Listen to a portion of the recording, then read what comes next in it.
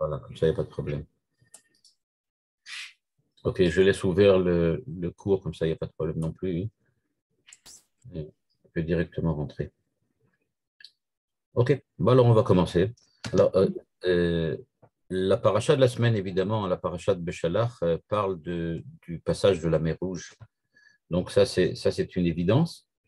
Mais ce que je voudrais qu'on essaye de voir aujourd'hui, c'est dans l'étude qu'on va faire sur la paracha, hein, c'est regarder plus en avant un sujet qui, a priori, encore une fois, est pas toujours euh, euh, étudié pour lui-même. C'est le fait que quand Dieu fait sortir les enfants d'Israël d'Égypte, ils sont accompagnés par deux nuées. C'est-à-dire qu'ils ont d'une part une nuée de feu, d'autre part une nuée de fumée, on va dire comme ça, hein, anan, un espèce de nuage, quelque chose comme ça. Et ce qui est intéressant, c'est de voir qu'est-ce que ça représente d'abord au niveau du texte de la Torah même, c'est ce qu'on va faire dans une première partie. On va essayer d'analyser d'après le texte lui-même de quoi parle-t-on, et ensuite de voir quelles sont les interprétations. Et cette semaine, j'ai choisi plutôt des sources chassidiques. Comment interpréter ces deux nuées qui étaient là présentes. Selon la chassidoute, évidemment, on verra qu'il ne s'agit pas vraiment d'interpréter le sens de la nuée telle qu'elle est dire comme ça, dans sa réalité. Ce n'est pas ça qui intéresse la chassidoute. Ce qui intéresse la chassidoute, évidemment, c'est surtout la manière dont c'est vécu par les hommes. C'est ça qui est véritablement important. Alors donc, qu'est-ce que l'on voit? Alors là, dans le texte que vous voyez devant vous, qui est un texte que j'ai ramassé un petit peu d'un peu partout sur Internet, etc. Et j'ai trouvé là aussi quelque chose de très intéressant, c'est que si on regarde qu'est-ce que c'est Itgalut Hashem, c'est-à-dire en gros, comment Dieu se révèle, eh bien, on voit quatre manières. C'est ce que vous avez ici de la ligne 4 à la ligne 7. Il y a quatre manières pour Dieu de se dévoiler, pour se révéler à l'homme. La première, évidemment, la plus connue, c'est la prophétie. Bon, on sait de quoi il s'agit. Dieu parle à un prophète et le prophète nous répète ce que Dieu lui dit. Deuxième possibilité, c'est de faire un miracle. Un miracle, le passage de la mer Rouge, le don de la Torah, etc. Troisièmement, ça c'est déjà plus fin maintenant, on parle du fait que ce qu'on appelle ici anaga historique, c'est-à-dire Dieu montre par sa providence qu'il est présent dans les événements et dans l'histoire de l'homme. On ne voit pas véritablement Dieu parler, on ne voit pas un miracle, mais on voit l'évidence de l'intervention divine dans l'histoire humaine. Alors, ça se produit à énormément d'événements, notamment dans le livre des prophètes, dans lequel le prophète annonce que Dieu va faire telle et telle chose, vous allez avoir tel ennemi, l'ennemi va être détruit, etc. On voit bien que Dieu intervient, mais ce n'est pas un miracle, mais c'est une intervention qui est claire, et en plus, elle est annoncée par un prophète, c'est encore beaucoup plus évident. Et enfin, il existe une quatrième manière, dont fait partie justement cette nuée de fumée et la nuée de feu, c'est ce qu'on appelle Gilouï Kvod Hashem. De quoi s'agit-il quand on parle de Gilouï Kvod Hashem? C'est ce que le Rambam Maïmonide définit dans le livre Le Guide des Égarés, quand il écrit que Dieu se révèle par une présence, par quelque chose de matériel. Regardez la ligne 8, la définition, c'est-à-dire que Ofa'at Elokim be'emtsaout yeshut olamit concrétique. C'est la définition que j'ai trouvée quelque part. Et donc, ils disent, ça veut dire que quand on parle de Kvod Hashem, on va dire comme ça, la majesté de Dieu, bien la majesté de Dieu, ça consiste à ce que Dieu apparaît avec quelque chose de concret, une nuée, du feu, une présence, une voix. C'est-à-dire, il y a quelque chose de concret qui apparaît à l'homme, et cette chose concrète qui apparaît à l'homme, c'est quelque chose que Dieu a envoyé. Évidemment, comme c'est écrit ici, la ligne 9, il faut bien savoir qu'il ne s'agit pas de Dieu lui-même. Quand on voit la nuée dont on parle justement dans la sortie d'Égypte, Évidemment, on ne parle pas de c'est Dieu lui-même. Dieu n'est pas la nuée, Dieu n'est pas le feu, ou Dieu n'est pas la fumée. Mais alors, il s'agit de quelque chose de créé par Dieu, ou quelque chose dont Dieu utilise pour pouvoir intervenir, pour pouvoir montrer sa présence, ou pour pouvoir, dans le cas d'Israël ici, guider les enfants d'Israël. Donc, il s'agit de quelque chose de concret dont Dieu se sert. Et donc, à ce moment-là, on peut définir, comme je l'ai défini ici, de la ligne 12 à 14, trois spécificités de la manifestation de la majesté divine. Gilouï Kvod Hashem, manifestation de la majesté divine. Premièrement, Hashem mitgale be'etzem o betofa'a betoch hateva. Dieu se révèle par soit un objet, quelque chose de tangible, soit par un phénomène naturel. C'est-à-dire, soit quelque chose de tangible, de matériel, par exemple une nuée, soit par quelque chose qui est naturel. Je ne sais pas moi, la mer qui s'arrête, un truc comme ça. Donc, quelque chose qui est dans le monde de la nature. Deuxièmement, quand on parle encore de la manifestation de la majesté divine, on parle que celui qui assiste à cette manifestation a une évidence que c'est Dieu qui intervient. C'est-à-dire qu'il n'a pas de doute possible. Il n'a pas d'interprétation possible. Pour lui, c'est bien évident que quand il voit cette nuée, c'est Dieu. Et que ce n'est pas quelque chose de naturel, tout simplement. Et donc, même si c'est l'utilisation de quelque chose de naturel, parce qu'après tout, une nuée de feu, ça existe peut-être, dans le cas, je ne sais pas, moi, par exemple, d'un volcan, ou bien une nuée de fumée aussi, par exemple, dans le cas d'un volcan, ça pourrait arriver, ou un incendie, ou je ne sais pas, ou une tornade. Eh bien, si on voit une tornade devant nous, on ne va pas dire spécifiquement que c'est Dieu. Seulement, si cette tornade accompagne les enfants d'Israël dans le désert, alors on comprend que c'est quelque chose qui a rapport avec Dieu, et ça devient une évidence pour tous ceux qui assistent à la personnification, entre guillemets, de Dieu par cette tornade. Troisièmement, il n'en demeure pas moins que la manifestation de la majesté divine se fait, c'est la troisième, ligne 14, de manière exceptionnelle. Ce n'est pas quelque chose de normal. C'est vrai que ce n'est pas nécessairement un miracle. Par exemple, la nuée de fumée ou la nuée de feu, ce n'est pas un miracle. On peut très bien trouver des nuées de feu et des nuées de fumée dans d'autres conditions. Mais ce qui est véritablement exceptionnel, c'est que ça accompagne les enfants d'Israël. Certains, par exemple, disent que le passage de la mer Rouge, ce n'est pas un miracle, c'est la manifestation de la majesté divine. Pourquoi? Parce que ça existe le tsunami et qu'on sait que dans le phénomène qui s'appelle tsunami, la mer recule. Donc, ça existe, c'est possible. Ce qui fait que c'est devenu la manifestation de la majesté divine, c'est que c'est arrivé exactement au moment où les enfants d'Israël avaient besoin de traverser. Donc, ce n'est pas un miracle au sens que Dieu n'a pas brisé les lois de la nature. Il a utilisé quelque chose de la nature, c'est-à-dire un phénomène naturel, et quand il a utilisé ce phénomène naturel, c'était à un moment adéquat pour des personnes adéquates, et donc ça prouve bien qu'on est dans le cadre pas d'un miracle, mais d'une révélation de Dieu par la nature. Donc, quand on regarde donc maintenant cette nuée de feu et cette nuée de fumée, maintenant donc on voit bien qu'on est dans le cadre du numéro 4, c'est-à-dire quelque chose de naturel auquel les enfants d'Israël assistent, mais ils ont l'évidence, sans aucun doute, qu'il s'agit de la révélation de Dieu. Ça ne fait absolument aucun doute. Maintenant qu'on a vu ça, et donc on sait qu'est-ce que ça veut dire la manifestation divine, on va commencer maintenant à regarder, je vais présenter maintenant quelques versions, on ne va pas tout lire, hein, ce n'est pas très important, mais question que je vous demande, est-ce que c'est la première fois et la dernière que Dieu intervient dans la nature pour Israël avec une nuée de feu et de fumée? Eh bien, si on regarde, pardon, je vais excuser quelque chose, il y a un bruit là. Eh bien, quand on va regarder le texte maintenant, vous allez voir qu'il y a quelque chose de très exceptionnel dans cette histoire de la fumée et du feu, c'est que ce n'est pas exceptionnel, du tout, mais vraiment pas du tout. Alors maintenant, je vous demande de regarder bien le texte, vous allez voir maintenant. Première chose, quand on regarde, eh bien, dans certains textes, je vais peut-être l'agrandir encore un peu, je ne sais pas comment on fait pour l'agrandir là. Là, il ne me donne pas la possibilité de l'agrandir, bon, ben, tant pis.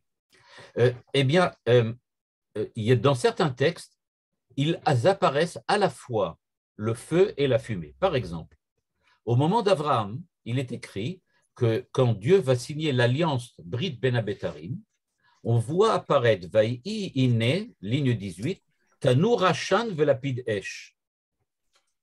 C'est-à-dire, Dieu fait apparaître à Abraham Tanur Hashan, un four de fumée accompagné d'une colonne de feu, Lapid Esh, une torche de feu. Donc, les deux à la fois. Il y avait les morceaux d'animaux que Abraham avait coupés et qu'il avait mis devant lui. Et entre les deux morceaux, entre tous les morceaux, sont passés aussi bien un espèce de four de fumée avec une colonne de feu.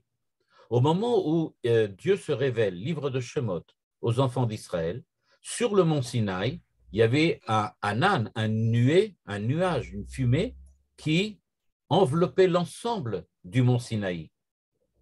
Et on nous dit, ligne 21, Vaishkon Kvod Hashem, sur le mont Sinaï, et Dieu a parlé mitoch ha'anan, donc de la nuée, de la fumée, du brouillard. Et on continue à dire le verset d'après, Umare Kvod Hashem ke'esh ochelet.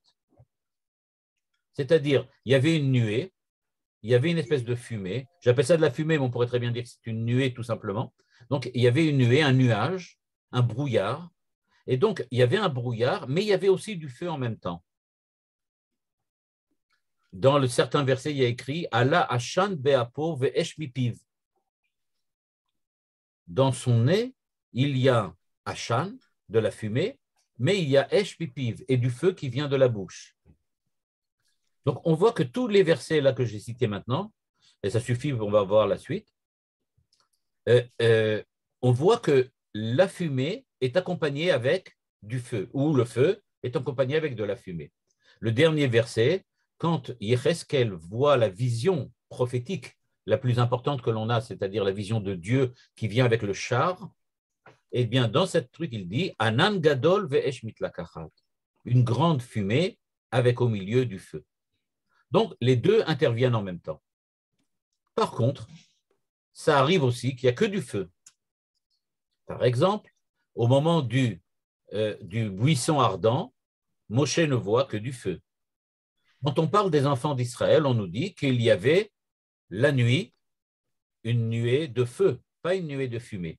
Et Rachi explique bien, ce n'est pas la même chose. C'est-à-dire qu'il y avait deux nuées, nous dit Rachi. Et donc, la nuée de feu apparaissait la nuit, la nuée de fumée, le brouillard, apparaissait le jour.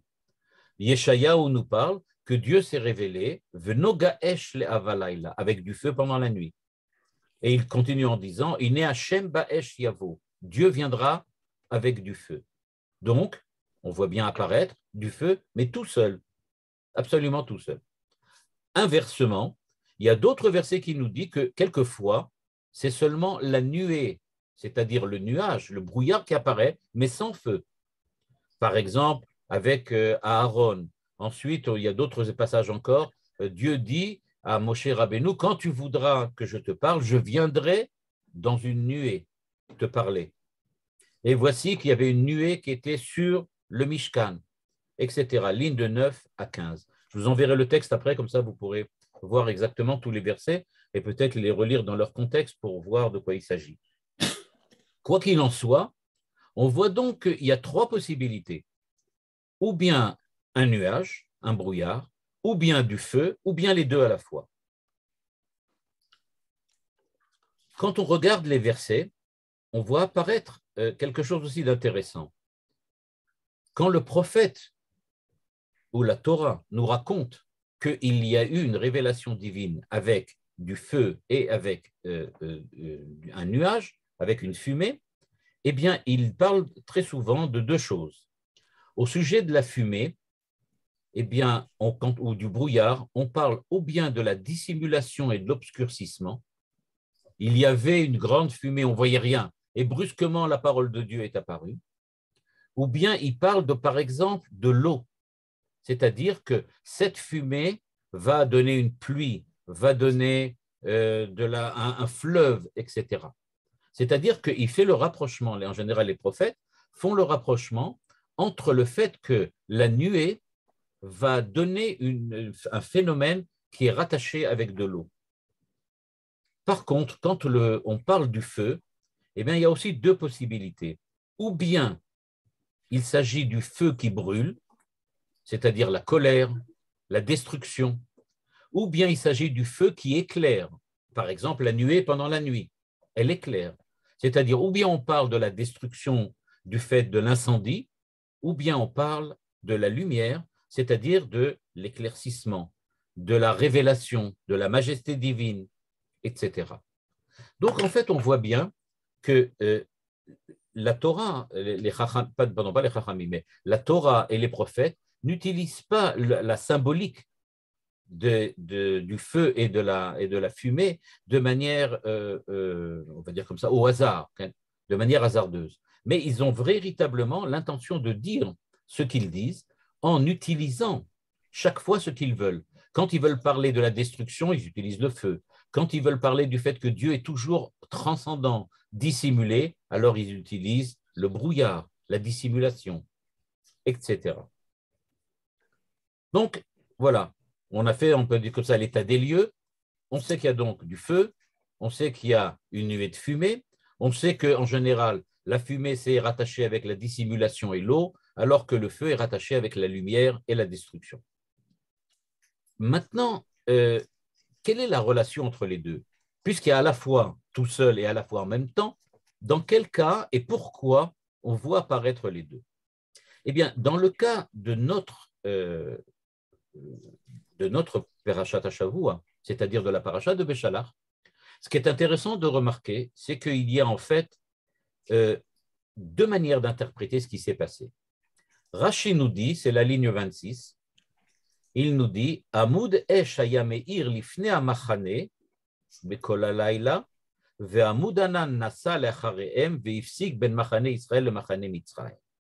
C'est-à-dire que d'après le Pérouche de Rashi, pendant la nuit, les enfants d'Israël qui devaient se déplacer ne voyaient pas où ils allaient, eh bien, ils avaient devant eux la nuée de feu, donc ce nuage de feu, cette colonne de feu, qui leur indiquait le chemin, toutes les nuits. Donc, toutes les nuits, ils avaient cette colonne de feu qui avançait et ils suivaient. Si la colonne s'arrêtait, ils s'arrêtaient. C'était ça, c'était comme ça que fonctionnait le périple des enfants d'Israël dans le désert. Par contre, pendant la nuit, pour éviter que les Égyptiens ne les attaquent, nous dit Rashi, eh bien, il y avait entre le camp des Égyptiens et le camp d'Israël, durant la poursuite, c'est-à-dire jusqu'au passage de la mer Rouge, puisqu'après le passage de la mer Rouge, l'armée du Pharaon a été détruite, eh bien, à ce moment-là, il y avait entre eux, il y avait la nuée, c'est-à-dire une colonne je ne sais pas moi, de nuages, je ne sais pas comment on peut appeler ça, donc une nuée, un nuage, un brouillard, qui était entre les deux. Et Rashi explique, d'après le Midrash, que quand les Égyptiens lançaient par, je sais pas, par des flèches et des lances, ou je ne sais pas ce qu'ils lançaient, avec des catapultes, ils lançaient des pierres sur les enfants d'Israël, eh bien, la colonne de nuages bloquait tous les trucs qu'ils lançaient sur les enfants d'Israël et les bloquait, et ça empêchait, ça protégeait en fait les enfants d'Israël de ce qui allait, de ce qu'on leur envoyait. Je rappelle qu'ensuite, tout le campement des enfants d'Israël était entouré par des nuées, et Rachid nous explique qu'il y avait du côté dans les quatre directions, c'est-à-dire nord, sud, est, ouest, plus le toit ensuite par-dessus, qui protégeait contre tous les ennemis et qui permettait aux enfants d'Israël d'avancer dans le désert en détruisant leurs ennemis pendant qu'ils avançaient sans même s'en rendre compte. Ça, c'est Rachi. Donc, qu'est-ce qu'on faisait avec ces nuées? Eh bien, la colonne de feu pendant la nuit et la colonne on va appeler de fumée pendant le jour pour protéger les enfants d'Israël. Pour Nachmanide, c'est un petit peu différent.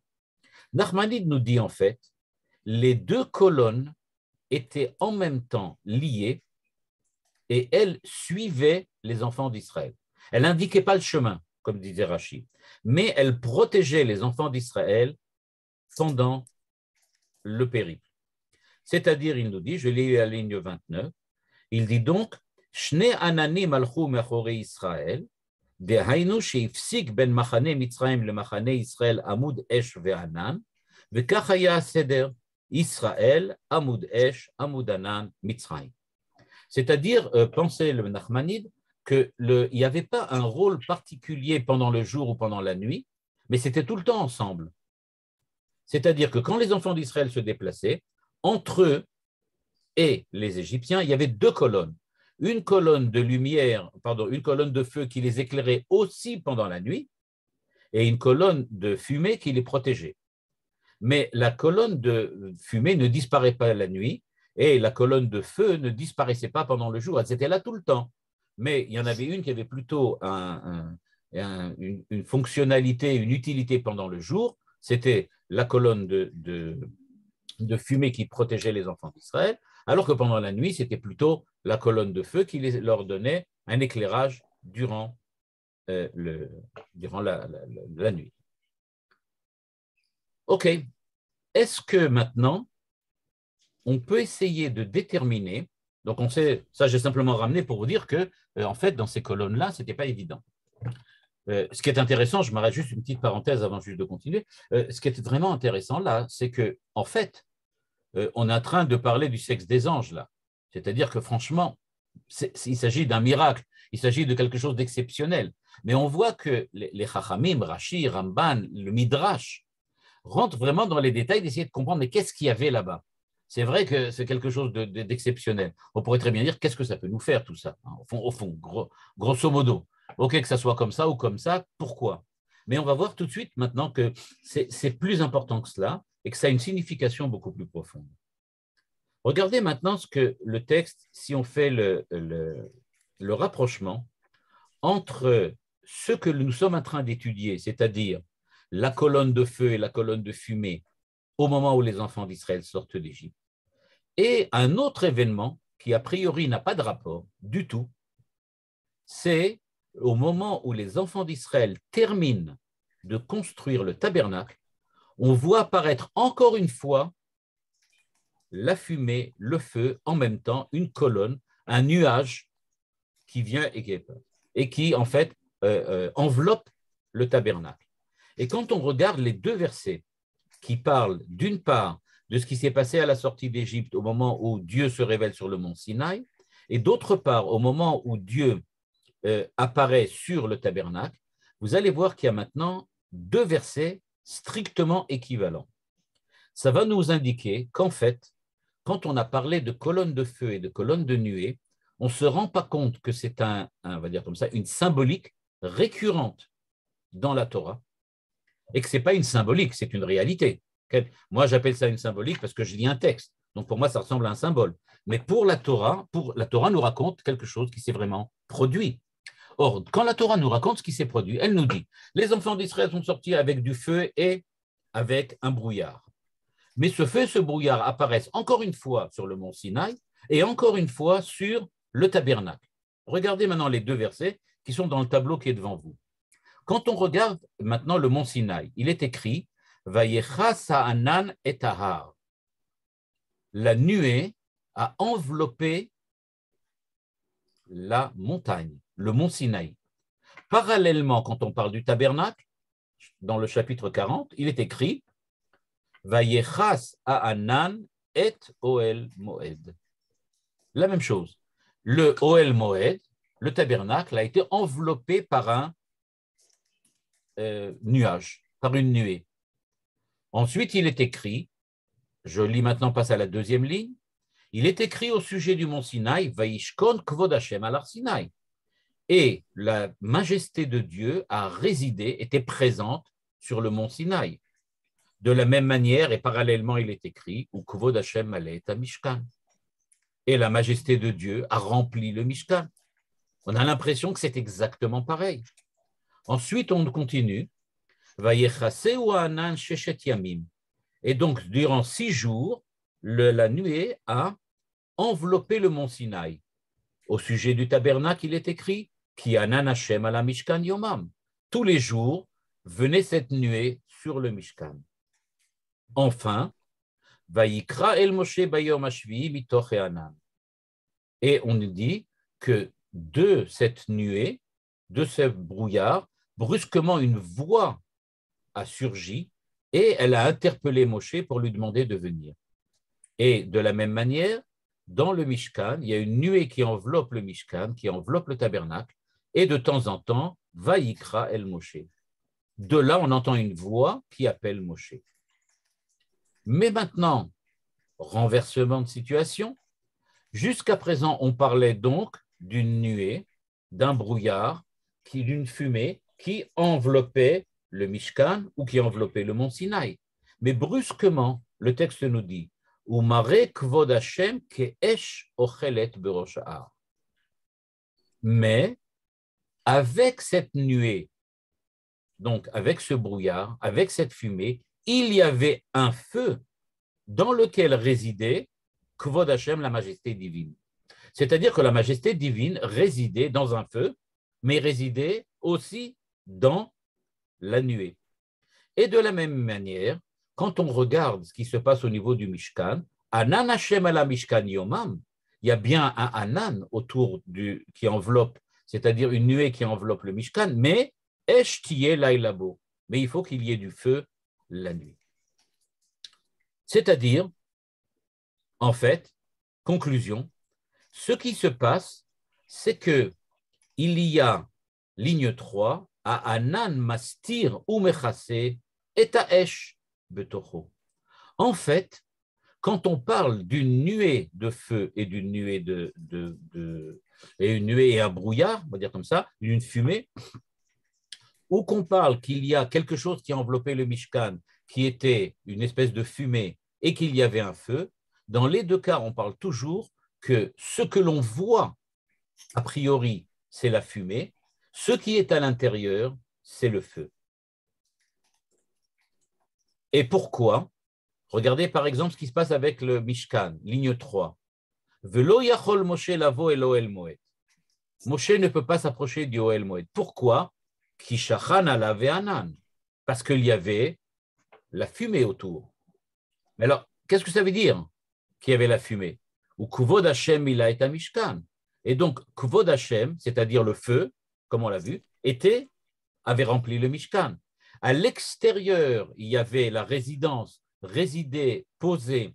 Il y avait la fumée était posée sur le Mishkan, mais à l'intérieur, il y avait le feu.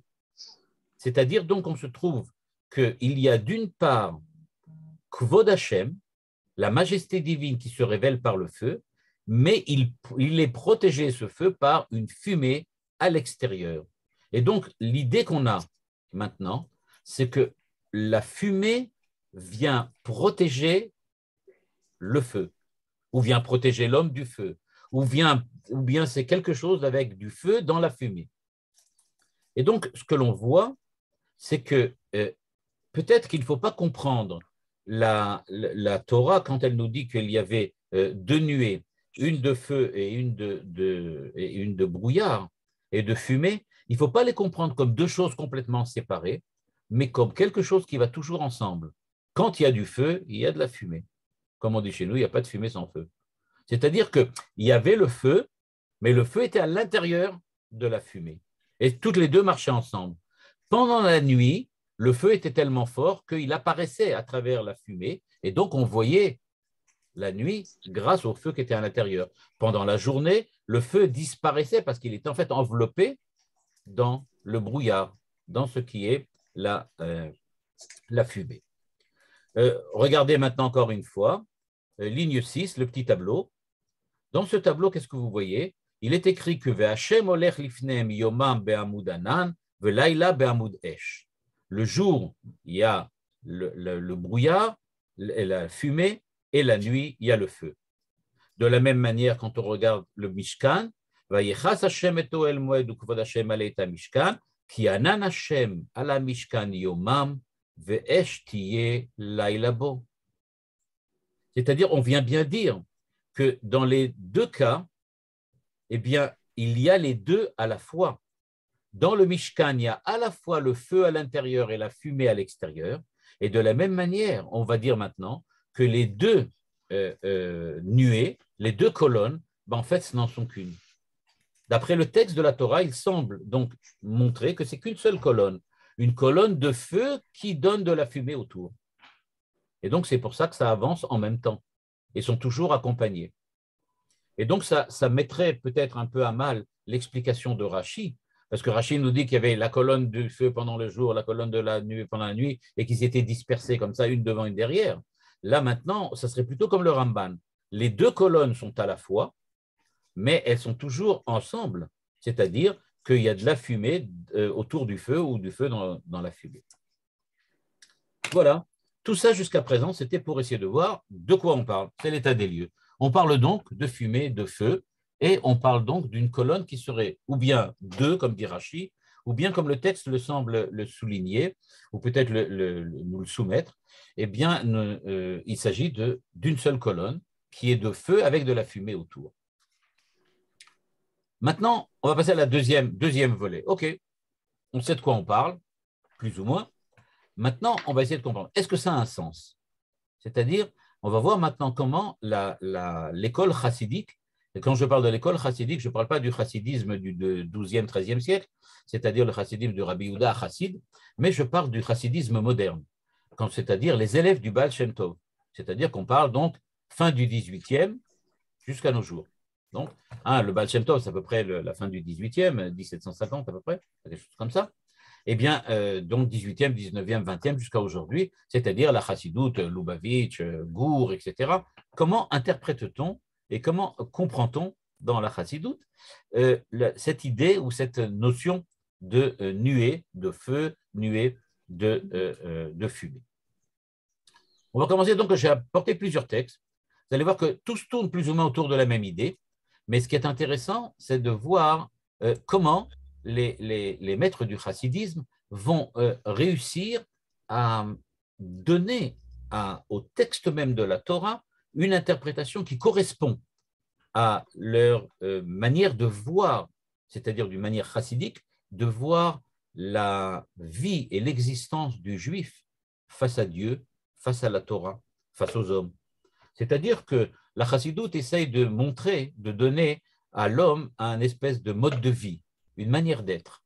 Eh bien, cette manière d'être particulière que la chassidoute veut donner, on va voir qu'ils vont la découvrir aussi dans la façon dont Dieu nous décrit ces deux colonnes qui accompagnent les enfants d'Israël. Parce qu'il ne faut pas oublier que si vraiment Dieu, comme nous le dit la Torah, s'est révélé aux enfants d'Israël, c'est-à-dire qu'il a utilisé des moyens naturels pour se révéler aux enfants d'Israël, les deux colonnes en question, ça vient nous donner quelque chose de très intéressant, à savoir, ça nous donne une ouverture sur la façon dont Dieu peut utiliser le monde tel qu'il est pour guider l'homme que nous sommes. Et à ce moment-là, on ne parle plus simplement des nuées qui guidaient les enfants d'Israël dans le désert, mais les enfants d'Israël, ça peut être n'importe qui d'entre nous, et les nuées en question, ça peut être tout simplement la manière dont Dieu intervient dans notre monde, dans le monde que nous connaissons, pour nous guider et nous amener à être en contact avec lui, bien que nous soyons effectivement des êtres de chair et d'os qui vivent dans un monde qui est matériel. Mais Dieu sait aussi utiliser cette matérialité, cette tangibilité pour être en contact avec nous. De la même manière que dans le désert, il a utilisé les deux colonnes.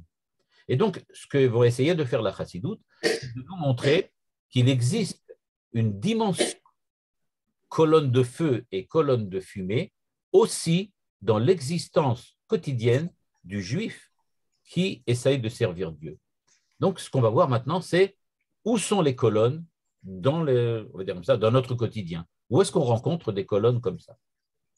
Et voilà ce que nous dit le Mea Shiloach. Alors, le Mea Shiloach, c'est ce qu'on appelle la chassidoute de Ishbitsa Lublin. Ce sont des élèves du célèbre rabbi de Kotsk, dont tout le monde a entendu parler, et donc auquel on raconte beaucoup plus d'histoires. Hein. Il y a les histoires du rabbi de Kotsk pourraient remplir des livres entiers. Et donc, ce rabbi de Kotsk a eu un élève qui s'appelait Leiner, de son nom de famille, et qui a écrit l'ouvrage qui s'appelle Me Ashiloach. Et voilà ce qu'il dit. Il nous dit, ligne 15, Lo yamush amude anan yomam ve'amudesh laila. La Torah nous raconte donc que la colonne de feu et la colonne de fumée accompagnaient le jour, la fumée, la nuit, le feu, les enfants d'Israël. Nous dit le Me'ashiloach. Amude anan more al yir'a. Qu'est-ce que représente dans la vie courante, dans le quotidien juif, Amoud et Anan, la colonne de fumée? Eh bien, il correspond à la crainte, au respect. Respect de l'homme, crainte de l'homme envers Dieu, évidemment. Ve'amoud esh more à la bitachon. Et quand on parle de feu, on parle de bitachon, c'est-à-dire du fait que l'homme a la certitude, on va dire le repos de la certitude quand il sert Dieu.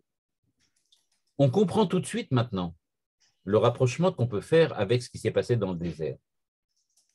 La colonne de fumée devait protéger les enfants d'Israël des attaques de l'extérieur. Cette protection vient, dit le Me'ashiloach, au niveau de l'homme, c'est-à-dire de nous, c'est ce qu'on appelle la crainte et le respect de Dieu. C'est ça qui nous protège. Qu'est-ce que faisait la colonne de feu? La nuit, elle nous éclairait. De la même manière, ce qui nous éclaire la nuit, chez nous, dans notre nuit, dans la nuit de notre existence, c'est ce qu'on appelle bitachon, c'est-à-dire la certitude de la présence de Dieu, le fait que Dieu nous soutienne. Et donc, comment ça fonctionne dans le truc? Eh bien, il nous dit, Nimtsa, beleva adam, lifamim, betuchot gadol, vetkifut rav, וזה נקרא יום, ואז צריך להיכנס עצמו במידת היראה. ולפעמים ימצא באדם יראה יתרה, וזה נקרא לילה, ואז צריך לפתוח ולחזק דעתו בביטחון בשם, וזה פירוש עמוד ענן יומם ועמוד אש לילה. Nous dit le Me'ashiloach. En fait, dans l'existence, l'homme passe, on veut dire de cette façon-là, passe par des vagues, par un espèce d'aller-retour permanent entre deux possibilités, deux situations existentielles qui sont complètement différentes et tout le temps rattachées l'une à l'autre. Il y a ce qu'on appelle le jour et il y a ce qu'on appelle la nuit. Qu'est-ce qu'on appelle le jour? Le jour, c'est quand on est dans une situation dans laquelle on est, on va dire comme ça, on est persuadé, on est sûr que Dieu est avec nous. Il y a des jours comme ça dans lesquels on se lève, on fait la tfila le matin, on part ensuite et on sent qu'on est avec Dieu tout le temps. Tout fonctionne bien. On a la certitude, ce qu'il appelle bitachon, on a la certitude que Dieu est avec nous. Je sais que je peux compter sur Dieu. Je sais que, vous savez, les gens qui, on voit ça, ça nous arrive aussi, que des jours dans lesquels on dit « Ah, Baruch Hashem, aujourd'hui, Dieu m'a aidé, tout a bien fonctionné, tout s'est bien passé. » Vraiment, j'ai ressenti la présence de Dieu à mes côtés durant tous les événements de la journée. Je sais, j'ai pris la voiture, j'ai failli avoir un accident, au dernier moment, tout s'est bien passé. J'ai ensuite marché et j'ai pu trouver tout de suite ce que je cherchais. Enfin, j'ai l'impression que tout va bien parce que Dieu est là à côté de moi et que Dieu m'accompagne. Il dit, c'est ce qu'on appelle le jour. Et donc, dit-il, à ce moment-là, l'homme, il a betichut gadol vetkifut rav. On se sent les maîtres du monde ce jour-là. Ce jour-là, je suis persuadé que Dieu est avec moi et moi-même, je suis comme une parcelle divine. Je fais tout, je peux tout faire. Tout m'est donné, le monde m'est offert. Et donc, à ce moment-là, moi, je m'imagine un petit peu, ce jour-là, que vraiment, je suis comme Dieu lui-même. Je peux avancer, tout marche bien, tout fonctionne bien. Je ne sais pas si vous avez déjà eu l'occasion de rencontrer des gens comme ça. Dans mon quartier, il y en a pas mal, comme ça, c'est Baruch Hashem. Eh bien, des gens qui, quand ils parlent comme si vraiment Dieu est avec eux tout le temps, tout le temps. Je ne sais pas, pour moi, c'est quelquefois difficile, mais chez eux, c'est vraiment naturel. Ils parlent, ah oui, moi, je suis sûr que maintenant, je vais au marché, alors je sais que je trouverai ce qu'il me faut, Dieu est avec moi, et Baruch Hashem, et Imertse Hashem, et Dieu est partout. Des gens qui ont une véritable émouna extrêmement profonde, extrêmement vivace, et donc cette émouna vivante en eux leur donne ce qu'on appelle Betichun Vetkifut. Ils se sentent forts, à juste titre. Ils ont vraiment l'impression de la présence de Dieu. Nous dit le Mea Shiloach, attention, attention, attention. Ce n'est pas aussi simple que ça en a l'air. À savoir, nous dit le Mea Shiloach, quand tu es dans une situation pareille, tu dois faire quelque chose de très, très important. C'est-à-dire, tu dois essayer de, on va dire comme ça, de minimiser ou de nuancer cet enthousiasme de la présence de Dieu par la crainte, le respect et l'éloignement que tu vas prendre toi-même, le recul que tu vas instaurer entre toi et Dieu. Parce que, dit-il, cette tentative de l'homme, à ce moment-là, de s'imaginer que peut-être il est lui aussi un petit peu Dieu, parce que si Dieu est là à côté de moi tout le temps, ça veut dire que je suis quelqu'un d'important, ça veut dire que je suis quelqu'un auquel Dieu donne de l'importance, que je suis quelqu'un auquel Dieu s'approche et réside à côté de moi. Donc, rien de plus important au monde que moi-même. Il dit cet orgueil, en fait, qui commence à poindre à travers cette présence de Dieu que tu ressens, il dit cet orgueil, il faut véritablement le maintenir dans les limites on va dire comme ça, du respectable, et c'est pour ça que tu dois nécessairement passer par la crainte, le respect, le recul. Et donc il dit, il ne faut pas se laisser prendre au piège de la facilité de la présence de Dieu. C'est pas parce que ce jour-là, tu te sens que c'est Yom, c'est la journée, que ça veut dire que maintenant, Zéou, tu peux courir et faire tout ce que tu veux. Au contraire, il faut que tu remettes de l'obscurité à l'intérieur de ton monde. Si tu sens que Dieu est tellement proche de toi, ça veut dire que tu commets une très grande erreur. C'est-à-dire que tu imagines que Dieu fait partie de ton monde, de ta matérialité, de ta tangibilité, du fait que toi, tu es un être de chair et d'os. C'est-à-dire, en fin de compte, que tu donnes à Dieu ou tu minimises Dieu à la dimension humaine, comme si Dieu s'intéressait à toi. C'est-à-dire, en fait, nous dit le Mea Shiloach, il faut apprendre à replacer les choses dans leur contexte. Il faut leur redonner leur dimension naturelle. Dieu n'est pas avec toi. Il n'est pas avec toi. Le fait que tu le ressentes présent, c'est une réalité juste. Mais il n'est pas avec toi, comme un copain, comme peut-être un père, comme ton père. Il est, mais il faut que tu saches, Dieu, ce n'est pas un homme. Dieu, ce n'est pas de la matière. Dieu, ce n'est pas toi. Il dépasse infiniment tout ce que tu peux dire de lui, penser de lui et croire qu'il est présent de lui. Dieu dépasse cette présence que toi, tu imagines à côté de toi. Tu t'imagines proche de Dieu, c'est vrai, il est proche de toi, mais pas comme tu l'imagines, à sa manière à lui, avec tout ce qui fait que Dieu est différent de l'homme et que Dieu est différent de la créature. Tu ne peux pas continuer à penser que le Créateur est une créature. Le Créateur n'est pas une créature. Le Créateur va utiliser des créatures. Amoud Esh va Amoud Anan. Il va utiliser des créatures pour se rendre proche de toi, mais il n'est pas avec toi dans ton monde. Ce sont les créatures qui sont avec toi. Le Hamoud Esh et le Hamoud Anan sont là à côté de toi et ils te donnent l'évidence de la présence de Dieu. Mais comme le Hamoud Anan, pendant la journée, il faut que tu saches que quand tu sens Dieu tellement proche, il faut prendre du recul, il faut dissimuler, il faut savoir que Dieu est quand même le Dieu qui est le créateur et qui donc, visiblement, ne peut pas être créature dans ton monde à toi. Ça, c'est le premier volet, dit le Mea Shiloach. Et il existe un second volet, qui est le parallèle, le cousin germain. De quoi s'agit-il? C'est le contraire. Quand tu es complètement désespéré, que tu ne vois plus du tout Dieu dans ton monde, c'est-à-dire qu'il y a des jours comme ça, dans lesquels j'ai l'impression que je suis complètement abandonné, que le monde n'a plus aucun sens, que plus rien n'a de signification. Dieu n'existe pas pour moi ce jour-là. J'arrive même pas à le voir, j'arrive même pas à l'entrevoir. Pour moi, c'est la nuit. Bien, il dit, sache qu'il y a aussi une colonne de feu, c'est-à-dire essaye de travailler sur toi-même et de renforcer ce feu, c'est-à-dire le fait que Dieu éclaire. Redécouvre à l'intérieur du monde qui te semble un monde muet, le monde des choses, le monde complètement silencieux de la réalité humaine et de la réalité de la créature, eh bien ce monde-là essaye d'écouter les mots, les phrases qui viennent de Dieu et qui arrivent à surgir à travers l'obscurité, à travers le nuage.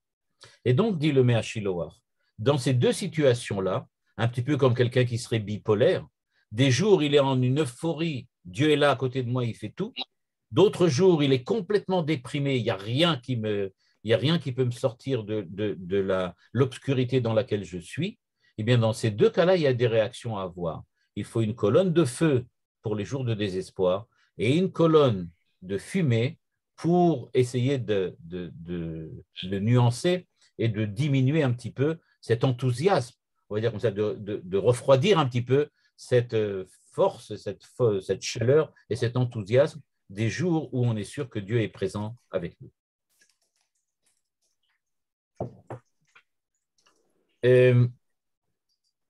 Donc ça, c'est le Hamoud Esh et le Hamoud Anan, vu au niveau de l'existence de l'homme. À la ligne 19, regardez, le Méachiloach nous dit, il y a aussi cette idée-là, quelques minutes après, dans la paracha. Une fois qu'on nous a parlé donc, de la nuée, donc de la colonne de feu et de la colonne de fumée, on nous parle du passage des enfants dans la mer Rouge. Et là, qu'est-ce qu'on nous dit? Et parfois, il est écrit après, Betochayam bayabasha. Donc, on dit, quelquefois, ils étaient à sec dans la mer, et quelquefois, on nous dit, ils sont dans la mer à sec. Qu'est-ce que ça veut dire? Nous dit encore une fois le Méachiloach. Ben, c'est pareil. Yam more alaïra, ligne 19. La mer, c'est le respect, le recul, la crainte. Eh bien, ça correspond tfila. C'est la tfila. C'est-à-dire, de quoi parle-t-on quand on dit qu'il y a certains jours, quand je me sens trop proche de Dieu, il faut que je prenne du recul. Eh bien, il dit, il faut savoir à ce moment-là prier Dieu. Parce que, imaginez qu'est-ce que ça veut dire. Quelqu'un qui se sent proche du Créateur, c'est-à-dire une journée dans laquelle tout va bien, j'ai l'impression que Dieu m'accompagne tout le temps. Eh bien, ce jour-là, j'ai beaucoup de mal à prier. J'arrive pas à prier du tout. Parce que quand est-ce qu'on prie Dieu? C'est quand on ressent le besoin de se tourner vers lui. Quand je le sens qu'il est un peu éloigné de moi. Donc, je me tourne vers lui et je prie. Je lui dis, Dieu, aide-moi, Dieu, soutiens-moi. Mais là, je sens le soutien, je sens l'aide. Je n'ai pas besoin de prier. À ce moment-là, nous dit le Yemé Shiloach, les jours où tu te sens tellement enthousiaste, où tu sens qu'il faut vraiment refroidir un petit peu ton enthousiasme, eh bien, prie. Essaye de te renforcer un petit peu dans la prière et tu verras que brusquement, dans la prière, tu vas ressentir cette distance, le respect que tu as par rapport à Dieu, la crainte que tu dois naturellement avoir par rapport au Créateur parce que tu n'es qu'une créature. Il dit, mais par contre, de l'autre côté, dit-il, il y a ce qu'on appelle tkifut ou betichut. Toujours pareil, l'enthousiasme.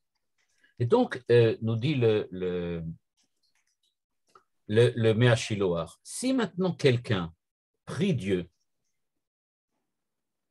et qu'il est capable ensuite d'étudier la Torah, alors il faut savoir que ça veut dire qu'il est dans la bonne perspective vis-à-vis du Créateur. Pourquoi? Parce que la Tfila et la Torah sont les deux colonnes, d'une certaine manière. Le respect et la crainte, c'est par la Tfila. L'enthousiasme et le rapprochement de Dieu, c'est par la Torah. Quand je prie Dieu, je me sens toujours un peu éloigné. Par contre, quand j'étudie la Torah, je suis véritablement complètement avec Dieu. Comment fait-on les jours où on est complètement déprimé, complètement perdu, où on a l'impression que Dieu n'est pas là? En étudiant la Torah de Dieu brusquement, j'acquiers d'une certaine façon la perspective que Dieu a sur le monde, j'apprends à réfléchir et voir le monde tel que Dieu le décrit, tel que Dieu le voit, j'apprends à avoir les lunettes de Dieu. Je vois Dieu selon le regard, je vois le monde selon le regard que Dieu en a. Et donc ça, puisque la Torah m'apprend à vivre au rythme de Dieu, eh bien ça me donne une possibilité d'être véritablement accroché à lui, d'être véritablement avec lui. Et ça, nous dit-il, c'est justement ça ce qu'on nous dit quand on nous dit que il y avait à la fois la colonne de feu et la colonne de fumée en même temps. À savoir, il faut à la fois prier et à la fois étudier la Torah. Si tu es capable, tout de suite après la prière, d'étudier la Torah, ça veut dire que tu as réussi à créer une distance, une distanciation entre toi, créature, et Dieu le Créateur, sans perdre le contact que tu avais avec Dieu. Tu étais un jour d'enthousiasme, tu étais un jour dans lequel tout allait bien. Dieu était tout le temps avec toi, mais tu t'es rendu compte que ce n'est pas possible. Dieu n'est pas avec moi, il ne peut pas être avec moi de cette manière-là. Il faut que je redonne à Dieu sa place de créateur. Moi, je ne suis qu'une créature, il ne peut pas être avec moi comme le monde des créatures. Donc, qu'est-ce que je fais? Je prie. Mais si après la prière, je peux étudier la Torah, c'est-à-dire que je n'ai pas perdu le contact avec lui. J'ai réussi à créer un contact respectueux. Je suis en contact avec Dieu tout en le respectant, tout en sachant qu'il n'est pas vraiment mon copain, mon père ou ma femme. Inversement, les jours où tout allait mal, si maintenant j'étudie la Torah, c'est-à-dire que d'une part, je suis capable d'être avec Dieu, ce jour-là où j'ai envie de hurler parce que c'est un jour dans lequel Dieu me semble absent complètement de mon monde, ça veut dire que en fait, il n'est pas vraiment absent. Ce que je ressentais comme une absence de Dieu, c'est tout simplement parce que je n'avais pas encore étudié la Torah. C'est-à-dire que je n'avais pas encore réussi à m'accrocher ce jour-là au fait que Dieu est avec moi dans ce monde-là, comme les nuées qui sont des phénomènes naturels. Et donc, nous dit le Mea Shiloach, on peut être ensemble. Une nuée de feu, une nuée de fumée. Ça va ensemble. Il y a la crainte, le respect, et il y a l'étude, l'enthousiasme, la chaleur. Et donc, on peut avoir à la fois l'obscurité et la lumière. Parce que dans la nuit, il y a la lumière de la colonne. Dans les jours de désespoir, il y a l'étude de la Torah qui me donne la force de retrouver la présence de Dieu malgré son absence ressentie au départ. Et inversement, les jours d'enthousiasme débordant, qui sont peut-être un enthousiasme falsifié, eh bien, avec la crainte, avec la tfila, avec la prière, je reprends du recul comme créature face au Créateur, et donc je peux retrouver cette présence de Dieu dans une dimension qui véritablement lui correspond et lui est naturelle. Donc, pour résumer, qu'est-ce qu'on a du point de vue de la Torah qui nous décrit le passage de la mer Rouge avec ces deux colonnes? Eh bien, ce qu'on a, nous dit le Mea Shiloach, on a en fait le véritable matkon, c'est-à-dire on a la véritable recette de la vie de tous les jours. On va passer durant notre vie par des périodes qui sont quelquefois très extrêmes, des jours de grand désespoir et des jours dans lesquels on se sent terriblement proche de Dieu, on se sent véritablement en contact permanent, on adhère à Dieu, on est dans ce qu'on appelle une situation de dvekut, on est véritablement avec Dieu. Des jours où tout va bien du point de vue religieux et des jours où, franchement, ça ne décolle pas. Mais il nous dit qu'il y a deux moyens d'agir. Il y a la colonne de feu, il y a la colonne de fumée. La colonne de fumée, c'est la tfila, c'est s'appuyer sur la tfila, c'est-à-dire la crainte de Dieu, le respect de Dieu, apprendre à construire un recul par rapport à l'enthousiasme un petit peu faux ou, on va dire comme ça, falsifié. De l'autre côté, quand on se sent désespéré, il y a l'étude de la Torah qui vient et nous provoque une réadaptation, un lien nouveau avec Dieu. Et donc, dit-il, c'est évident que la colonne de feu et la colonne de fumée étaient toujours ensemble, parce qu'on ne peut pas passer de l'un sans l'autre. On est toujours dans l'un et dans l'autre à la fois. Donc, c'est vrai que ça nous a accompagnés tous les deux. Et comme le texte le laissait sous-entendre au départ et semblait nous le dire, eh bien, en fait, la colonne de feu était à l'intérieur de la colonne de fumée. C'est-à-dire, le feu, la flamme, l'enthousiasme est toujours protégé par la crainte et le respect. Mais la crainte et le respect, si ce n'est que de la crainte et du respect, ça ne réchauffe pas, ça ne donne pas de lumière, ça n'éclaire pas. Il nous faut cette lumière. Et donc, dans la journée, c'est-à-dire dans les jours, dans les périodes où ça va bien, on se sert de la fumée. Mais la nuit, quand tout va mal, on se rappelle qu'il y a à l'intérieur le feu et c'est lui qui nous éclaire et nous réchauffe les jours où ça ne va pas très bien. C'est beau comme explication. Pardon?